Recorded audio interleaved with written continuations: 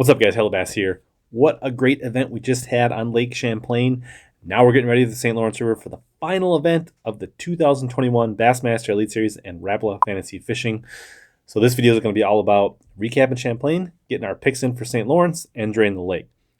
What an amazing event Champlain was. I found myself watching a ton of live. I even played live on my phone in my pocket a little bit at a tournament on Sunday just to listen in to see if SETH FEIDER was going to make a huge comeback and get a win on Champlain before he caps and crowns his AOI title this year. That should be happening this week. So if you're a FEIDER fan, make sure you watch St. Lawrence this week.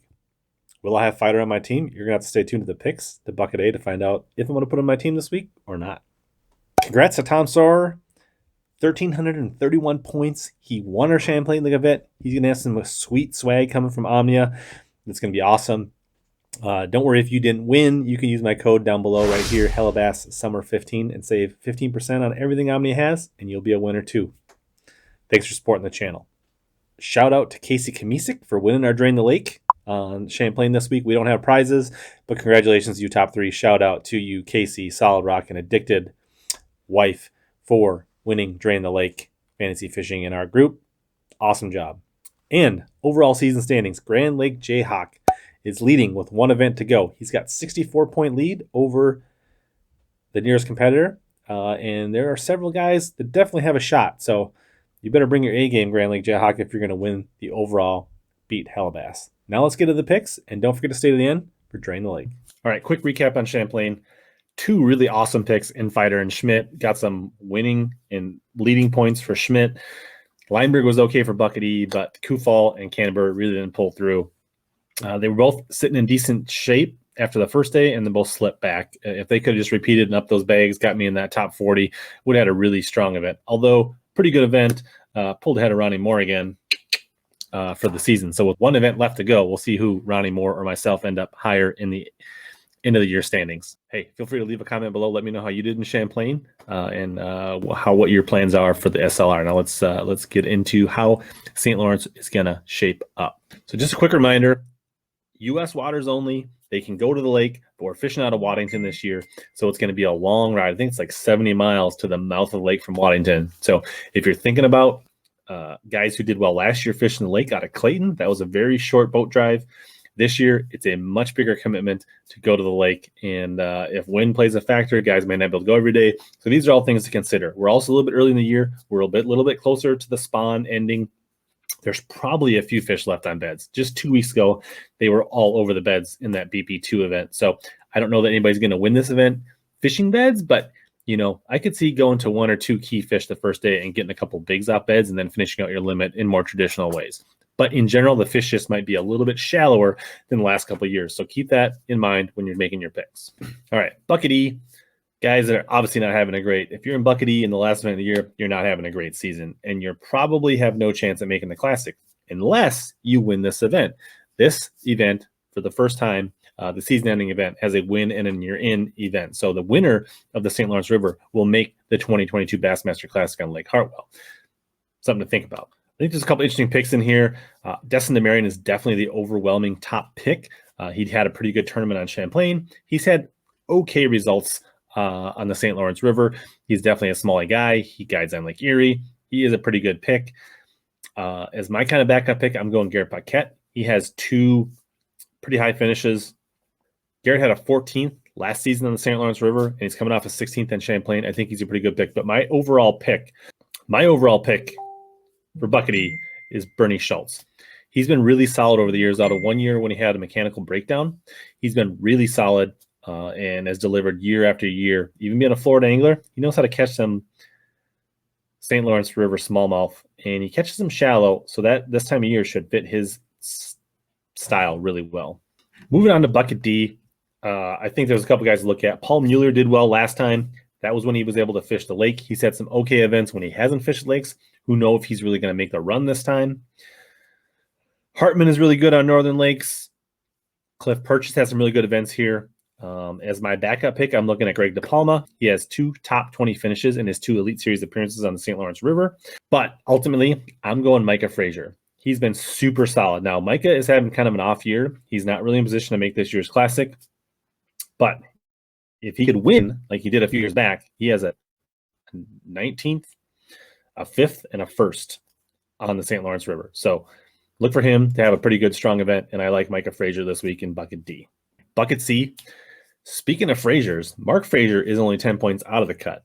Now, I would think my brother, if I had one, Micah was probably going to help him out, at least get him pointing in the right direction so he can put together a solid tournament. So I think if you're looking for a safe pick, even though he doesn't have a lot of data, Mark Frazier could be a good pick this week and not somebody many people are looking at. I think a guy like Pat Schlopper, who has got a lot of smallmouth experience, Bob Downey did really pretty decent here last year. There are several guys that could do really well. Stetson Blaylock's always a threat. Matt Arey needs to have a good tournament to make the Classic. So there's a lot of guys that need a lot of things here, but ultimately, I'm going Bill Lowen. Now, I know that seems like he's not a smallmouth guy. Yeah, he's not a clear water guy, but he has been a top 20 to 40 check cashing machine on the St. Lawrence server for years and years and years. So he's a really solid, safe pick, in my opinion. And I think if he gets a top 10, he could push himself into the Classic qualification line for next year on Hartwell.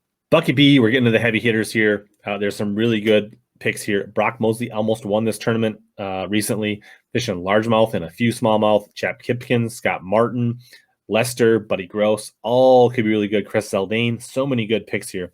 Taku Itu, who had 3 top 10s on smallmouth fisheries and had a really great tournament here last year, I think are all great picks. But me, I'm going Gussie. My guy Gussie, I think he is poised to do well in this tournament. He has a pair of 12th place finishes in his 2 Bassmaster Elite Series visits. He's fishing really well right now. He's well within range to make the Classic.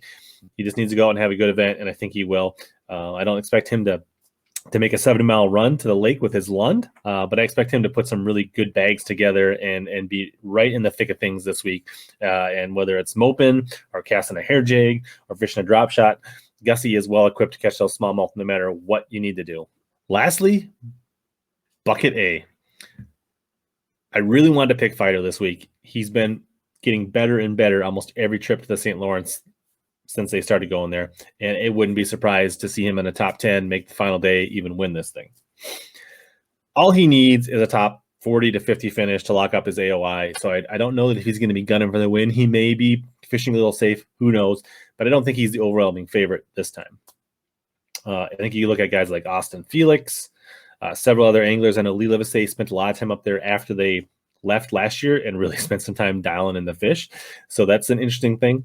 But to me, it's really pick your favorite Johnson brother this week.